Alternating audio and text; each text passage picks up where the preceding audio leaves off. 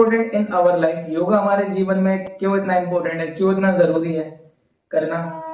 देखिए, अगर आम चलन में भी अगर देखें हम, तो योगा जो है, देखिए कई लोग किसी न किसी डिसीज से जूझ रहे हैं, ठीक है, किसी को कोई ना कोई बीमारी है ही है, और वो उस बीमारी को ही दूर करने के लिए योगा के लिए सहारा लेते हैं।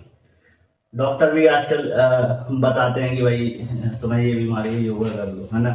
कई महापुरुषों ने भी इस चीज को बल दिया कि हाँ, मतलब कोई तकलीफ है, कुछ है, तो आप इन चीजों से सही करो। ये कोई गलत बात नहीं है कि वो क्यों करता है, अच्छी बात है कि वो करता है, तकलीफें सही करता है, लेकिन कहीं ना कहीं योग जो हमारी जो नीड है वो ये है कि अब लाइफ में क्यों आए, है ना, क्यों हम आए, क्या हमारा ओरिजिन था। ऐसे कई सारे सवाल हमारे माइंड में चलते रहते हैं ना। क्या काम है हमारा, हमारा लाइफ का पर्पस क्या है, या फिर हम क्यों हैं ऐसे ही, या भगवान है या नहीं है, आत्मा क्या है, परमात्मा क्या है, कई सारे कॉन्सेप्ट हमारे माइंड में चलते रहते हैं। अगर हम योग को अपनाते एज अपने जो सवालों का हल निकालने के लिए, जो सवाल हमारे दिमाग में बचते हैं कहीं ना कहीं, उनका जवाब चाहिए, तो वो हमें योग में अच्छे से मिल सकता है अगर हम योग चीज को लेके चलते हैं। और फिटनेस के लिए भी करते हैं, कई लोग करते हैं, करने में कोई वो नहीं है। वो एक तरीके से आप देखो, इसमें योगा में कई सारे गेम और कई सारे पार्टिसिपेट, तो कई सारी चीजें चल रही है।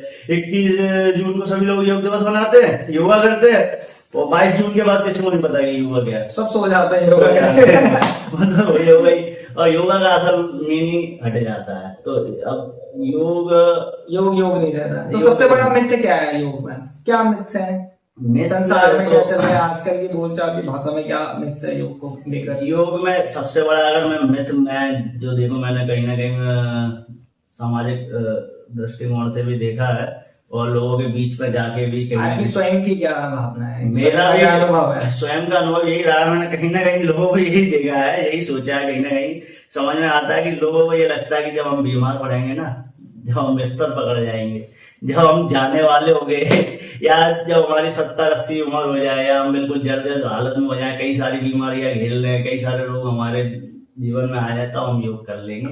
अब वैसे हमें योग की कोई जरूरत नहीं। क्या होता है योग, क्या होता है योग? कहीं ना कहीं मैंने ये क्वेश्चन में सुना है, मेरे कई रिश्तेदार भी हैं, वो मेरे से बोलते हैं, बेटा आप योग करते हो, अच्छा, योगा भी जानते हो, अच्छा, क्या होता है, क्या हो जाएगा, इससे अच्छा तो हम ये कर लेंगे, वो कर लेंगे, तो उससे क्या हो जाएगा ऐसा?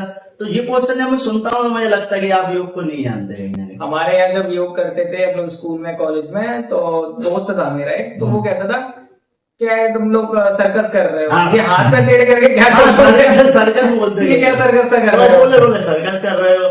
कई लोग मेरे से भी बोलते हैं, बोले अरे वो थोड़ा करके दिखाना, वो वाला टेढ़े हो जाओ, डिब्बे में पैक हो जाओ। वो सर्कस नहीं है ना, सर्कस देखना तो सर्कस देख लो, कुछ और देख लो। वो कहीं ना कहीं, मैं तो अपना शरीर फिट कर रहा हूँ, मैं अपना शरीर बैलेंस कर रहा हूँ, ठीक है, मैं अपनी वायु शुद्ध कर रहा हूँ, मैं अपने विचार शुद्ध कर रहा हूँ, मैं सारी चीजें अपने लिए कर रहा हूँ, और देखने वाला वो कहीं ना कहीं मिसगाइड होता जा रहा है, वो अपने लाइफ में लेके चल रहा है। तो इसका मतलब मैं तो कर रहा हूँ, वो अलग कॉन्सेप्ट हो गया, मैं समझ गया, जान गया, अच्छी बात है। उसको भी कहीं ना कहीं उस चीज का अनुभव होना चाहिए। उसको नहीं पता है, वो कहीं ना कहीं बोलते हैं ना, जो कहीं ना कहीं वो अंधकार में, कहीं ना कहीं उसे पता ही नहीं, नॉलेज ही नहीं है, नॉलेज नहीं है तो कुछ भी बोलेगा, कुछ भी करेगा। तो नॉलेज है क्यों नहीं?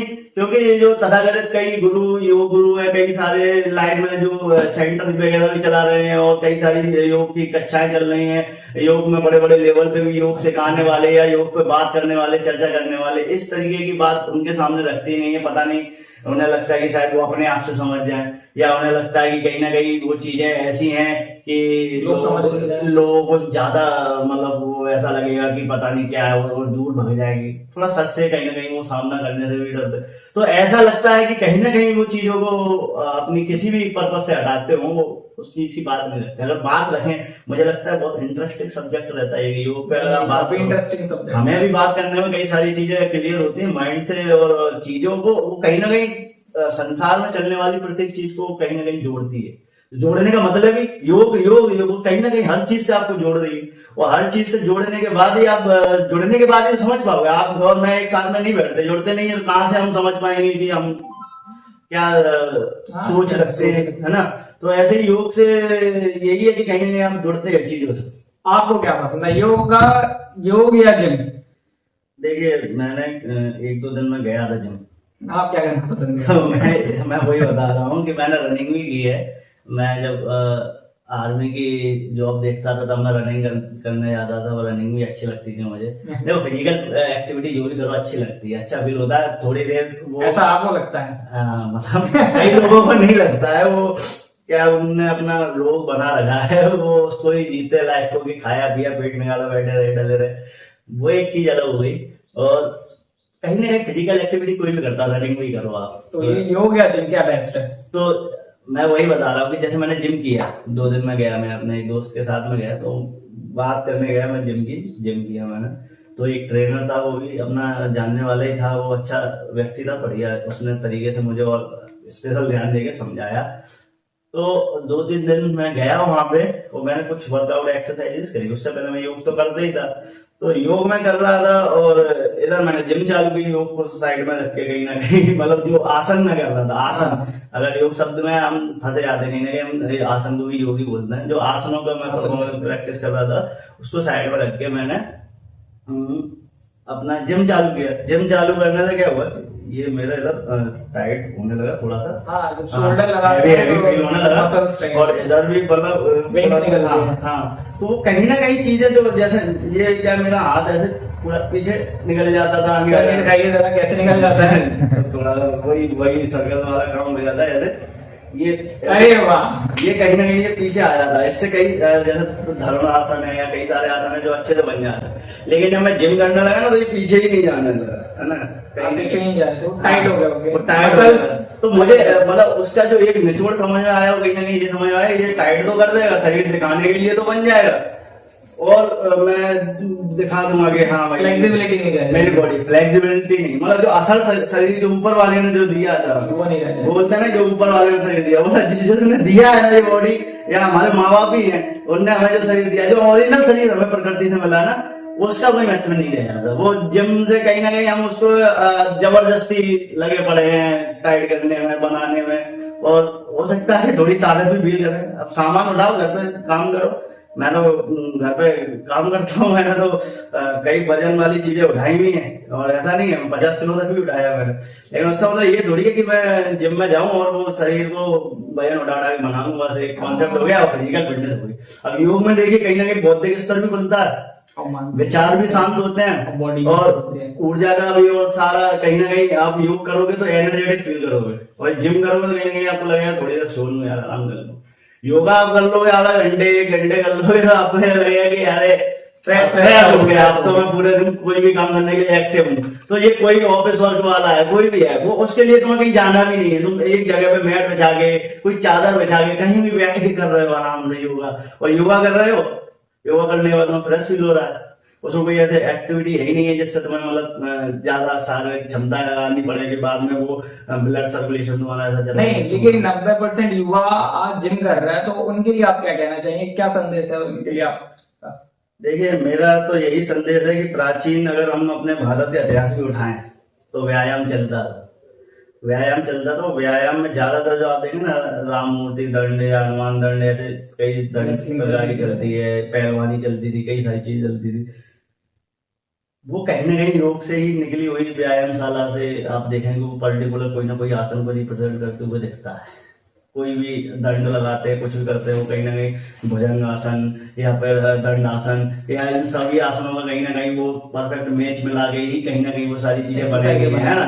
तो वो एक हो गई एक अलग चीज। एक हम जो बाहरी बल उठा के अपना बना रहे हैं, एक तो जो शरीर का बल बढ़ा रहे हैं वो अलग चीज हो गई, शरीर के बल के थ्रू शरीर का बल बढ़ाना, बॉडी वेट, और हाँ, और एक जो बाहरी वेट उठाना, बल उठाना, मशीनों से करना, ये करना, वो एक अलग चीज हो गई। वो लोगों को दिखाने के लिए अच्छी हो सकती है, आपको एक अप्रोच ऐसा मोटिवेशन दे सकती है कि शरीर दिखने में अच्छा लग सकता है, कई सारी चीजें अच्छी हो, लेकिन हो सकता है कि आप वो बॉडी बनाने के बाद भी वो शांति, वो अनुभव, या वो जो बोलते हैं कि आनंद की अनुभूति कभी फील नहीं कर पाएंगे वो योग में कर, जो योग में नॉलेज भी नहीं रखता ना, कुछ भी नहीं, जिसने कभी योग में पढ़ा भी नहीं हुआ, सीखा भी नहीं होगा, और उसने पर्टिकुलर कोई आसनों को देख लिया और करना चालू कर दिया, चाहे वो टेलीविजन से देखे, यूट्यूब से देखे, कहीं से भी देखे, और वो चालू कर देता ना अगर योग करना, तो उसको भी अच्छा फील होने लगता है, अपनी लाइफ में कई सारे उसके गोल क्लियर होने लगते हैं। सबसे जो कंट्रोवर्सी में सवाल है आजकल वो है जो आपने भी बताया स्टार्टिंग में, योग फॉर निरोग,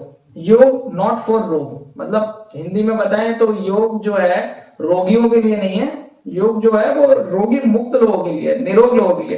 तो ऐसा क्यों, इस पे थोड़ा प्रकाश डालिए, एक थोड़ा समझाएं। एक कहानी है इसके ऊपर, मैं बताऊं आपको। ये मतलब कहानी के थ्रू समझेंगे तो थोड़ा अच्छा लगेगा।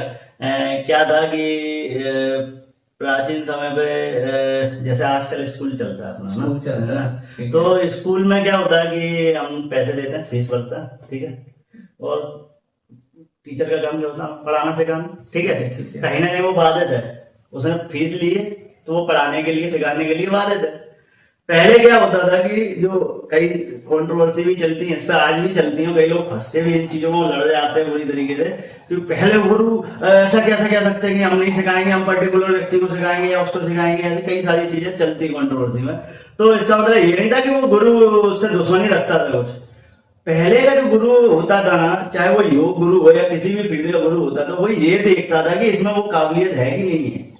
काबिलियत मतलब इन द सेंस कि उसको आता ही है तो फिर वो सीखने क्यों आए, वो एक अलग कॉन्सेप्ट हो गया। लेकिन वो उस चीज को पकड़ पाएगा कि वो जो मैं इसके लिए करना चाहता हूँ वो उस चीज में उसकी मतलब इंटरेस्ट है कि नहीं है। कहीं ना कहीं इंटरेस्ट है तो वो और अच्छे से सीखेगा, बेहतर तरीके से। अगर इंटरेस्ट नहीं है तो वो किसी भी उसके सिखाए हुए किसी चेले से भी सीख सकता है, अच्छी बात है ना, वो उसका गुरु बनने के लिए तैयार है। लेकिन कोई महान सोच लेके या कोई एक अलग चीज सीखने के लिए या कोई बड़ी अचीवमेंट को समझने के लिए, और आत्मा परमात्मा कॉन्सेप्ट कई लोगों के तो दिमाग के ऊपर से चला जाता है ना। तो कहीं ना कहीं ये चीजें थी कि शरीर से भी ऐसा नहीं था कि वो व्यक्ति एकदम गिरा पड़ा डला है, वो मतलब बिस्तर पकड़ के डला है, वो रोगी है, वो अपने शरीर से ही लड़ रहा है। शरीर से लड़ना ही होता है, बीमारी क्या है, बीमारी शरीर में ही आती है। अब वो शरीर से ही लड़ रहा है और उसको तुम योग भी करा रहे हो तो पहली क्षमता नहीं है, फिर और तुम उसको कोई शारीरिक एक्टिविटी करा रहे हो, कोई भी चीजें करा रहे हो, मानसिक भी करा रहे हो, कहाँ ध्यान जाएगा। जैसे स्वामी विवेकानंद जी जब गए थे शिकागो तो वहां पे बोला था उनसे कि आप यहाँ पे आए योग का लेक्चर लेने के लिए, बहुत अच्छी बात है, आप अपने इंडिया में भारत में भी तो कर सकते थे ये चीज। तो स्वामी विवेकानंद जी ने बोला कि हाँ बहुत सही बात कह रहे हैं, मेरा देश इस समय भूखमरी से कहीं ना कहीं जूझ रहा है, ठीक है। अब जब पेट में भूख लगी हो ना, जब रोटी की बड़ी हो ना, तब किसी भी बड़े से बड़े संत की भी बात पे ध्यान नहीं आता। तो उसकी अभी बेसिक नीड क्या है, रोटी है। अब जो रोगी व्यक्ति उसकी बेसिक नीड क्या है कि रिकवर हो किसी चीज से, वो योग की चीज को समझना या शरीर पर खड़े होकर उस चीज को करना, वो एक अलग चीज हो जाती है। कई ऐसे होते हैं। और इसमें क्या जो माइनर रोग होते हैं वो तो क्योर होते ही होते हैं। रोगियों के लिए कहीं ना कहीं जैसे अब बिल्कुल बिस्तर डाला उसको तो योग नहीं करा सकते ना, कुछ भी नहीं करा सकते, अब नथिंग है, तो उसको तो दवाई होगी, चाहे वो वैदिक दवाई हो या आज जो हमारे कल्चर में चल रही है एलोपैथी चल रही है उसकी दवाई, या कोई भी, उसको तो दवाई की जरूरत है कहीं ना कहीं।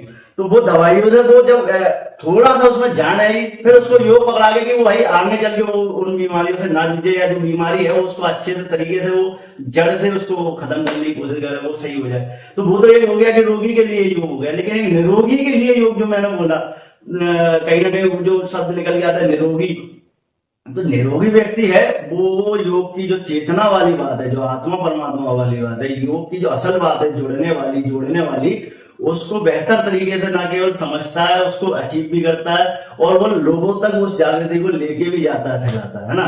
तो कई प्रकार की सिद्धियां भी इसमें बोलते थे पहले, तो वो अष्ट सिद्धियां, कई सारी चीजें, तो समाधि, हाँ, तो समाधि भी एक अलग कॉन्सेप्ट हो जाता है, उसमें डर जाते हैं लोग, आत्मा परमात्मा जैसे डरते हैं, समाधि में भी सोचते हैं कि मर जाते हैं, लेकिन वो समाधि एक अलग चीज हो जाती है। अच्छा, एक छोटा सा सवाल, जैसे आपने कहा कि जब शिकागो गए हुए थे स्वामी विवेकानंद, तो वहां पे उन्होंने बताया था कि हमारा देश पहले भुखमरी से लड़ रहा है, तो वो ये सब चीजें नहीं समझ सकता, पहले उनकी बेसिक नीड है खाना और पानी, ठीक है।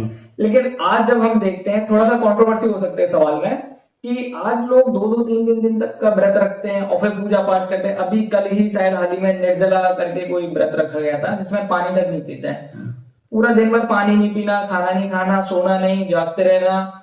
तो उससे फिर कैसे एकदम वो भाव कैसे आता है, वो भक्ति कैसे जागती है भूखे पेट? देखिए, अगर हम भक्ति के अकॉर्डिंग चलेंगे ना तो सच में ये कंट्रोवर्सी हो जाती है, ठीक है। लेकिन अगर हम उन चीजों को समझेंगे कि ये चीज क्यों चलाई है, देखो भूखे रह के कैसे आप कर सकते हैं, भाई मैं बता रहा हूँ कि कई चीजें जो हमारे इन इन चीजों में, भारतीय संस्कृति में चलिए, भारतीय संस्कृति बोलूंगा या मैं हिंदू मुस्लिम में वो सारे कंट्रोवर्सी नहीं क्रिएट करूंगा। भारतीय संस्कृति इसलिए बोलूंगा कि कहीं ना कहीं योग का ओरिजिन भारत है, यानी ये जो जितना आप क्षेत्रफल समझते हैं यहीं से उदय हुआ। तो भारतीय संस्कृति में कहीं ना कहीं कई सारी चीजें ना उनको ईश्वर से जुड़ी तो वैसे ही है, लेकिन कहीं ना कहीं उनको ईश्वर से, धर्म से या किसी पर्टिकुलर चीजों से जोड़ के लोगों को समझाएंगे, क्योंकि हर किसी के दिमाग में वो चीज नहीं घुसती। बोल दो कि वो ईश्वर के वचन है तो वो मान लेंगे, बोल दो कि वो ये वाली चीजें है, ऐसा है कि भगवान चाहते हैं कि ऐसा आप करो तो वो मान लेंगे एक बार को। लेकिन अगर आप ये बोलो कि ये आपके फायदे का है, आप इसको करते हो तो इससे आप स्वस्थ हो सकते हो, सही हो सकते हो, ऐसा कुछ, तो वो नहीं मानेंगे, ठीक है। या उन चीजों को थोड़ा सा ऐसा लेते हैं कि क्या ही करना है, कुछ और कर लेंगे ना उससे अच्छा करके। तो भगवान, हाँ, तो व्रत कॉन्सेप्ट ले रहा है, तो फास्टिंग डज नॉट क्योर।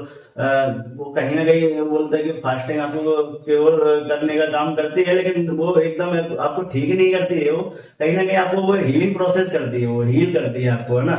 मतलब शरीर में क्षमता है पहले से ही है, और जब आप ऐसा व्रत रखते हैं, वो कहीं ना कहीं जैसा एक कॉन्सेप्ट चलता है ना, वो डाइटिंग भी रखते हैं, और खींच के वो खा भी रहे हैं तो वो कुछ नहीं खा रहे हो तो शाम खा भी रहे हो, वो लगे खाना भी चल रहा है तुम्हारा, और तुम फास्टिंग भी बोल रहे हो, तो फास्टिंग ना हो गई, फास्ट वाले आलू नमकीन। अभी एक जो साइंटिफिक तौर पे भी अगर हम उन चीजों को समझे कि देखो ये जैसे कोई ना कोई हर मौसम जब बदलता है, मौसम के बदलाव के साथ में खाने पीने का सिस्टम भी बदलता है, भोजन का पैटर्न भी बदलता है, और भोजन के जो उपज है वो भी बदलती है। खेतों में देखो तो गर्मी के अकॉर्डिंग अलग अनाज होता है, और सर्दी के अकॉर्डिंग अलग होता है, बरसात में कुछ अलग, ऐसे ऐसे अलग अलग अकॉर्डिंग भोजन का वो चलता है। सिस्टम चेंज होता है, पेट का डाइजेस्टिव सिस्टम भी चेंज होता है, सारा पूरा सिस्टम ही इक्वल कहीं ना कहीं चेंज होता है। अब कई सारे भोजन ऐसे होते हैं कि आप करते हो तो आपको बराबर कुछ ना कुछ दे रहा है, उसके साथ में बीमारी भी दे रहा है। एक टाइम पीरियड ऐसा आता है कि आप वो टाइम पीरियड में थोड़ा सा अगर आप खाने को अवॉइड करते हैं, साइड में रखते हैं, तो कहीं ना कहीं वो जो आपकी जो नेचुरल प्रोसेस है सफाई की शरीर की, वो चालू हो जाती है। तो जो व्रत है वो हमारी बॉडी के लिए है या हमारी आस्था से जुड़ा हुआ है, भगवान के लिए? देखिए, आप उसमें अगर भगवान को जोड़ लेंगे तो वो आस्था का भी काम करेगी, और वो आपके आत्मबल को भी बढ़ाएगी, और शारीरिक बल को तो वो बढ़ा ही रही है। जब आप उसको थोड़ा शरीर को समय दे रहे हैं, तो वो शरीर भी कहीं ना कहीं अपने जो गंदगी है, टॉक्सिक चीजें उनको बाहर निकाल रही है, और जो एक्स्ट्रा फैट वगैरह इकट्ठा हो रहा है वो भी कहीं ना कहीं घट रहा है। और इसके अलावा अगर देखें तो जैसे मैंने बताया ना कि निर्जला, आपने बोला ना निर्जला, तो निर्जला में क्या होता है ना, जो महीने में या ऐसा कुछ पड़ता है ना, वो तो बोलते हैं किसी को कैंसर का रोग होता है ना, कैंसर के जो कीटाणु होते हैं, बोलते हैं जो पनपते हैं, वो कहीं ना कहीं हमारी बॉडी के प्रोटीन वाली चीजों को खा के वो पनपते हैं। अब उनको जब वो प्रोटीन नहीं मिलता, बिल्कुल पानी भी नहीं मिलता, तो कहीं ना कहीं वो शरीर को खाने लगते हैं,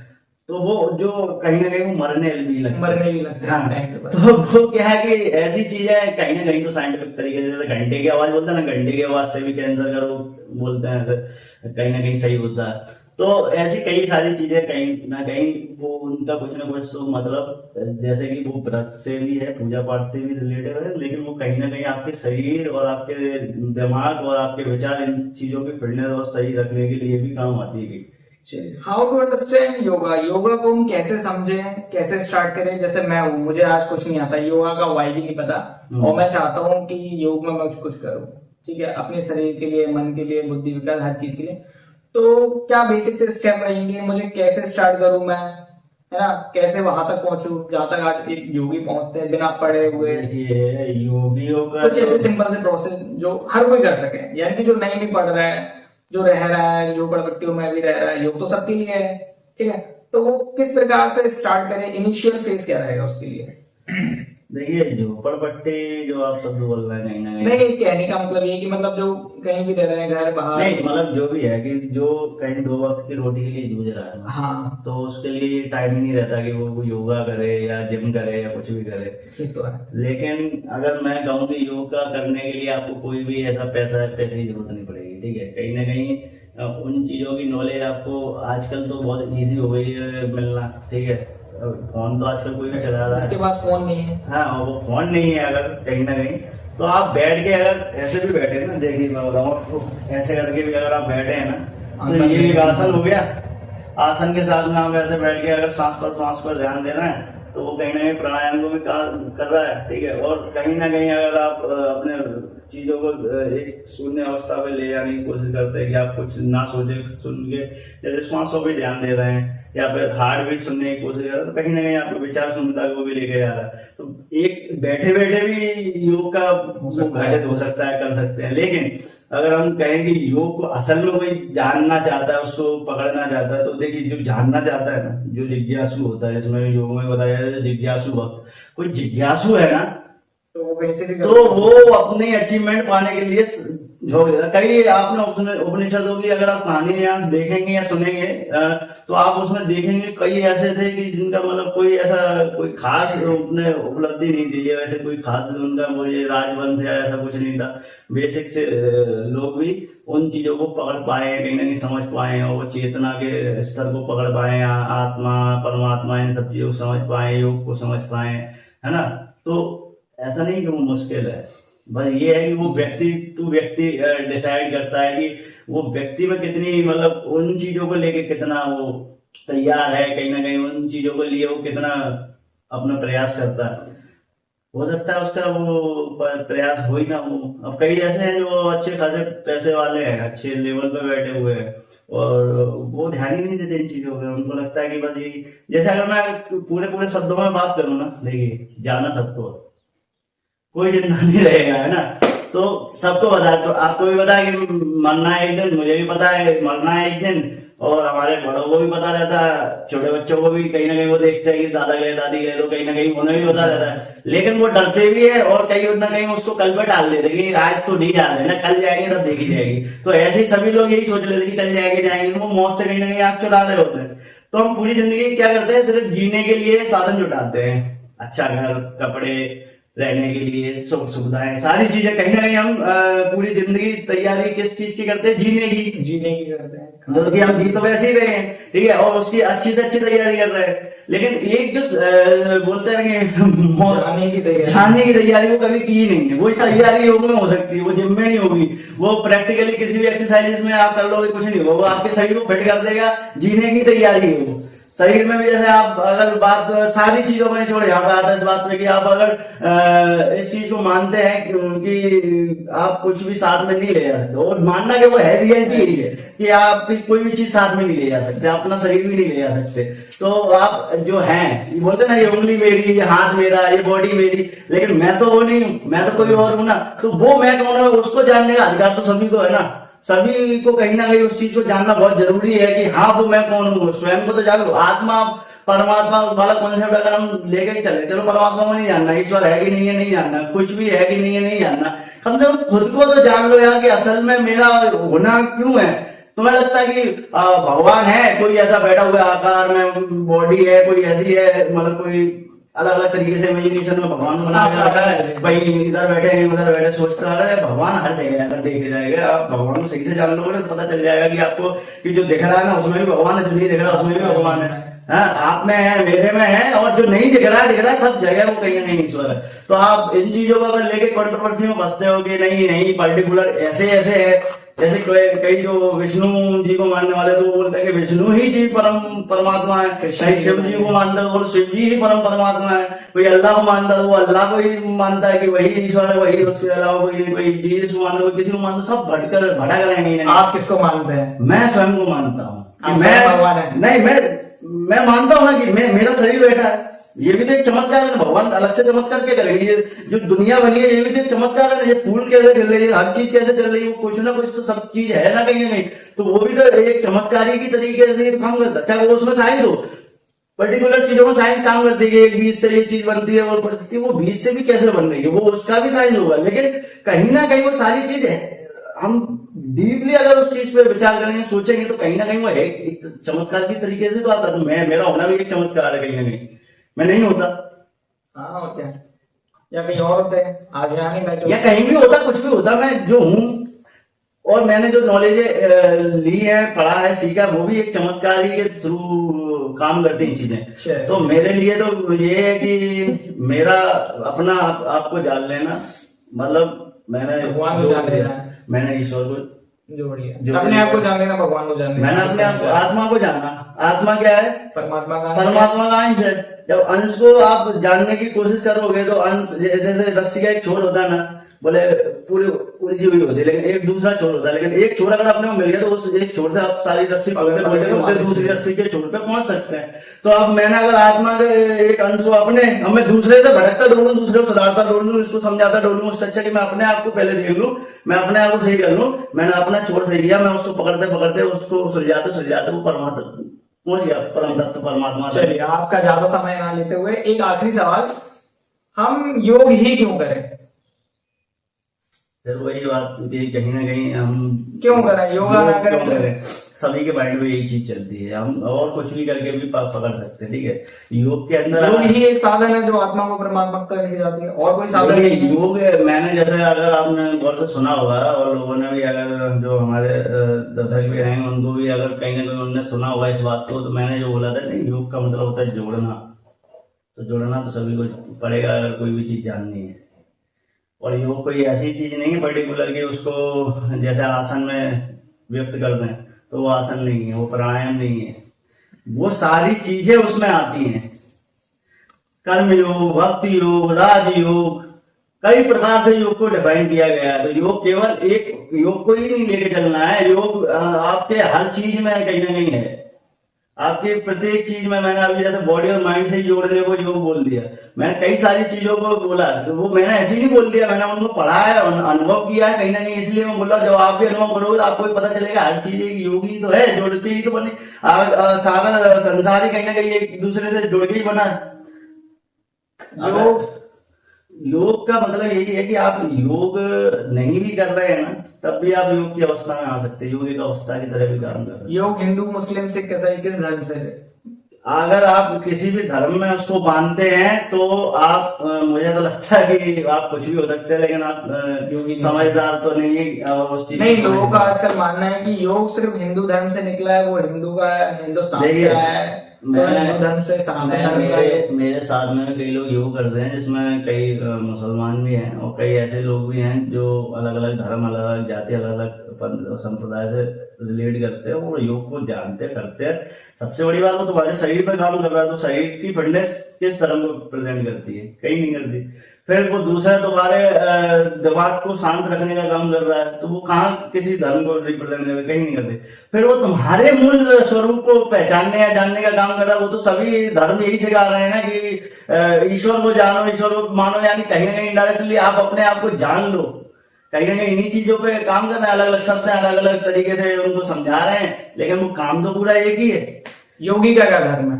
योगी का एक ही धर्म है कि वो खुद को जाने। जब तक वो नहीं जानता है तो उसको योगी कहलाने का कोई अधिकार नहीं। अगर वो बोलता है कि मैं योगी हूँ, तो वो योगी नहीं, वो साधक है। वो कहीं ना कहीं साधक भी नहीं है, कहीं ना कहीं वो साध भी नहीं पा रहा। इंग्लिश में बोलूंगा तो उसको बिगनर बोलूंगा, वो कहीं ना कहीं अभी शुरुआती स्टेज में उस चीज को देख रहा है, वो पकड़ ही नहीं पाया, वो उस चीज में आगे बढ़ ही नहीं पाया। वो उस चीज को, कई बार ऐसा हो सकता है सिर्फ आसन करके वो वापस आ गया, वो देरी चुके चला आया। आप एक योगी है? मैं अगर इस चीज को नहीं बोलूंगा कि मैं क्या हूँ, कहीं ना कहीं मैं अपने आप को यही मानता हूँ या जानता हूँ जितना, वो यही है कि मैं एक कहीं ना कहीं मेरे शरीर से एक अलग हटके एक आइडेंटिटी, जिसका मैंने अनुभव किया है, और वो आइडेंटिटी कहीं ना कहीं इस पूरे ब्रह्मांड के साथ जुड़ी हुई है, और मैं उसको जोड़ के ही समझता हूँ। तो मेरा ये मानना नहीं कि किसी भी शब्द में अपने आप को व्यक्त करूंगा, किसी भी चीज में करूँ। कहीं ना कहीं नाम क्या है भाई, मेरा नाम भी किसी ने दिया है, जन्म भी किसी ने दिया है, सब चीज किसी न किसी ने दी है। आप योगी बोल दो तो मैं योगी, आप संत बोल दो तो मैं संत हूँ, आप मेरे को राक्षस बोल दो मैं राक्षस। असुरों में ज्ञान नहीं होता, कि असुरों में भी ज्ञान होता था। अगर आप आप रावण को देख लीजिए, रावण को देख लीजिए, रावण असुर में नहीं आते। रावण असुर ज्यादा ज्ञान रखता है इन चीजों का, तभी वो असुरपना भी अच्छे तरीके से कर लेता है। आपने देखा होगा बड़े बड़े असुर और राक्षस भी ना, उनको भी योग का सहारा लेना पड़ा, तो आप हम चीज ही क्या भाई। अगर बड़े बड़े असुरों ने भी पहले स्वयं को साधा, सिद्ध किया, सिद्ध करने बाद सिद्धि ही प्राप्त की ईश्वर। तो ईश्वर ने भी सिद्धि कब दी? जब अगर आप उनकी कहानियों को भी आप मानते हैं और समझते देखा है आपने, तो कहीं ना कहीं वो ईश्वर को भी पहले साबित कर देते हैं कि हाँ हम योगी हो चुके, हम शांत एकदम संत है। और वो कहीं ना कहीं वो उस चीज को बिल्कुल पा लेते हैं, अचीवमेंट पा लेते हैं, लेकिन उनकी वृत्ति उनको अलग बनाती है। बस वो जो उनकी वृत्ति है, जो बचपन से जिस माहौल में वो पले बड़े हैं ना, वो उन्हें अलग बनाती है कि वो जब सत्य को जानना, पता है दोनों तरीके से आता है। सत्य को तुमने जान लिया ना, तुम्हें ये सत्य पता चल गया ना कि ये सत्य है, उसको आप किसी भी दिशा में मोड़ सकते हो। आप उससे अच्छे काम भी कर सकते हो, उद्धार भी कर सकते हो और निर्माण भी कर सकते हो, कहीं ना कहीं आप उससे विनाश भी कर सकते हो। तो असुर भी वो नॉलेज रखते हैं, लेकिन वो उनकी वृत्ति उस हिसाब की नहीं है कि वो जैसे दुर्योधन के पास भगवान श्री कृष्ण गए थे, भगवान श्री कृष्ण ने समझाया कि ये पाप है, ये पुण्य है। ऐसा नहीं कि उन्होंने अर्जुन को गीता की ज्ञान दिया, तो अर्जुन कहीं ना कहीं उस चीज को समझने के लिए था, वो प्रिपेयर था। वो अगर वो उनकी कहानी पे जाएंगे तो नर नारायण बोलते कॉन्सेप्ट वाला, तो वो एक अलग कॉन्सेप्ट हो जाता है। बात करेंगे हम किसी दिन उस पर भी बात करेंगे। लेकिन दुर्योधन का जब उन्होंने बोला, दुर्योधन बोलता है कि हाँ मुझे पता है ये पाप है, ये पुण्य है, लेकिन मेरी वृत्ति ऐसी है कि मैं उस चीज से स्वयं एक्सेप्ट ही नहीं कर सकता, मैं इसके लिए ही अग्रसर रहता हूँ। उसको भी कहीं ना कहीं पता है कि हाँ क्या है, तो इसीलिए तो खुल के कर पा रहा है। वो बना नहीं है, वो भी कहीं ना कहीं खुल के पाप कर पा रहा है। तो वो एक योगी के समान माना जा सकता है? नहीं, कोई योगी के समान तो नहीं माना जा सकता है, लेकिन हाँ ये कह सकते हैं कि वो हाँ दुनिया से अलग सोच जरूर रखता है। ऊर्जा का जो एक हम ऐसे मान सकते हैं कि एक ऊर्जा का स्रोत है जो प्रकाश की ओर ले जा रहा है, एक अंधकार की ओर लेके जा रहा है। तो वो कहीं ना कहीं अंधकार वाले लेवल पे जागृति ले ली है उसने, कहीं ना कहीं ऐसी चीज ले ली है उसने कि वो अपने ऊर्जा के स्तर को नीचे की ओर गिरा के लेके जा रहा है। अगर हम बोले कि मूलाधार की तरफ लेके जा रहा है, वो अपने सिर्फ काम आसक्तियों की, मतलब जो अपने भोग विलास की तरफ या अपनी पर्सनल प्राप्तियों की ओर लेके जा रहा है, वो ना कि चीजों को सही करने की समझ। देखिए एक चपाती अगर रोटी किसी को दो और वो रोटी देने के बाद अगर 4 लोग बैठे हैं, तो 4 लोग अगर वो थोड़ा योग या हम कहें कि संत प्रवृत्ति या कोई महान विभूति रखते हैं, तो वो एक रोटी में से 4 टुकड़े करके आपस में खा लेंगे। लेकिन अगर कोई जानता है और ज्ञान रखता है, सब कुछ रखता है, लेकिन उसकी प्रवृत्ति असुरी है या वैसे ही बोलेंगे निकृष्ट है, या उसका पूरा ऊर्जा का स्तर नीचे गिर रखा है, तो वो कहीं ना कहीं उसको खुद खा लेगा। आपकी प्रवृत्ति क्या है? क्या आपने बचपन में ऐसे किया या अभी भी आप ऐसे किया? मेरी प्रवृत्ति मेरे संस्कारों के अकॉर्डिंग चली है, और मुझे लगता है कि मुझे जिसने जन्म दिया है उन्होंने हमेशा यही सिखाया कि पहले अपने खाने से पहले दूसरों को भी ध्यान देना। चलिए बहुत बहुत धन्यवाद आपका, काफी समय दिया आपने। मैं चाहूंगा कि दर्शकों को भी ये बात समझ में आई होगी, कोशिश करें इस चीज को जाने, इस चीज को सुने, समझे, ठीक है, अपने पॉइंट ऑफ व्यू से ना देखते हुए एक अलग पॉइंट ऑफ व्यू से देखें कि योग क्या है, कैसे, इस चीज को समझे, काफी गहन इस पे चर्चा करें, चीजें पढ़ें, ठीक है, फिर किसी चीज के बारे में बोलें या वो चीज करें। तो काफी चीजें समझ में भी आई होंगी और आप आगे ये चीज करेंगे भी, समझेंगे भी। और हम ये चाहते हैं कि कोई भी अगर आपके मन में सवाल हो, ऐसा योग से लेकर आध्यात्मिक से लेकर जो भी कोई सवाल हो, आप कमेंट में हमें बताइए, हम उस पर भी एक नई वीडियो बनाएंगे। बहुत बहुत धन्यवाद।